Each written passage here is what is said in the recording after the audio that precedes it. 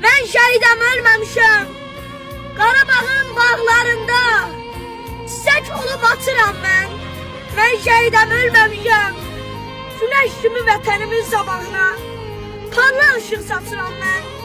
Mən şəhidəm, ölməmişəm. Şəhidlərin uca yeri cənnət. Nə olsun ki cismim göçüb bu dünyadan.